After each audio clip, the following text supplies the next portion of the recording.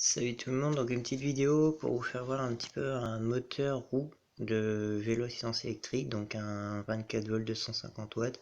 C'est le moteur qui est à l'intérieur du moyeu. Donc voilà, ça c'est le stator avec les bobinages, les capteurs, donc les fils qu'on voit là, c'est les 3 capteurs à fiole.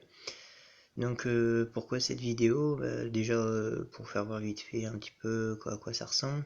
Et ensuite, le but principal, c'est qu'en fait, sur le forum Cycle Urbain, on modifie les alternateurs de voitures en moteur brushless. Donc on les convertit en moteur brushless. Donc l'idée vient de Chang, un membre du forum, qui a eu cette super idée de convertir un alternateur en moteur brushless et ça fonctionne super bien. Donc maintenant, comme c'est un alternateur et c'est pas prévu pour être un moteur, il n'y a pas de capteur à l'intérieur. Et l'idée serait d'incorporer des capteurs et fioles pour avoir un démarrage plus de couple au démarrage et peut-être un peu plus de vitesse de rotation, je pense aussi. Donc et plus de confort aussi. Donc voilà. Le truc maintenant, c'est qu'il faut savoir où placer les capteurs et fioles. Donc ça, je sais pas du tout. Donc à quel endroit on doit les positionner. Du coup, c'est pour ça que j'ai démonté ce moteur, pour voir un petit peu comment c'était fait, où ils étaient positionnés. Et en fin de compte, donc voilà, j'ai essayé de faire une vidéo assez propre. Donc là, on voit qu'on a un premier capteur et fiole qui correspond à la première phase. Et au fond, voilà, là au fond, on a un petit bout de gaine thermo noire dans une gaine blanche. Sur une gaine blanche, donc ça c'est le fil de la première phase, donc qui alimente la bobine là, donc qui est la première bobine de la première phase, et on voit que le capteur FEOL 1 est pris juste au départ de l'enroulement de la première bobine de la première phase. Ensuite, si on continue, donc on tourne, donc on a 1, 2, 3 pôles, 3 enroulements. On passe à la deuxième phase. Là on a le deuxième capteur.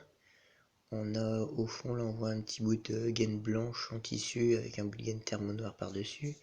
C'est le fil deuxième phase qui alimente le premier enroulement de la deuxième phase, qui est ici.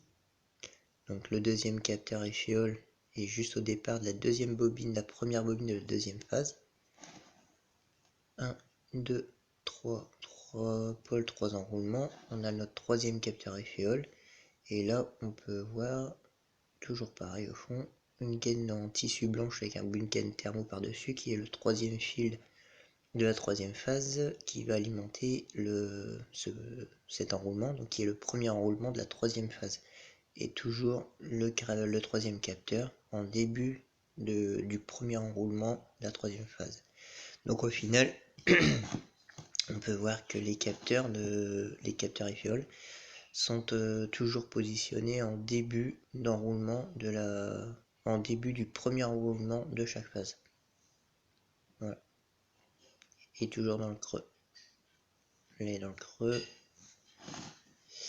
Ici, il est dans le creux. Donc j'en ai passé un. Voilà, donc le premier, le deuxième, voilà, et le troisième. Ici. Donc l'espacement des capteurs ici est à 60 degrés, si je me trompe pas. Parce que de toute façon, si on regarde, là, donc si on regarde ici, vous voyez les 3 capteurs, voilà, ça correspond à peu près à 60 degrés. Donc maintenant, si on part sur ce principe, pour insérer des capteurs et fioles sur un stator d'alternateur, comme celui-ci, donc ça c'est un modèle assez courant, qu'on trouve assez facilement. Donc il y a 6 sorties, il y en a 3 ici et 3 là. Si on fait par exemple un montage étoile pour avoir du couple, on chante ces 3 là, on les compte et on garde ces 3 sorties. Voilà, donc on a nos 3 phases. Maintenant on regarde au niveau des enroulements.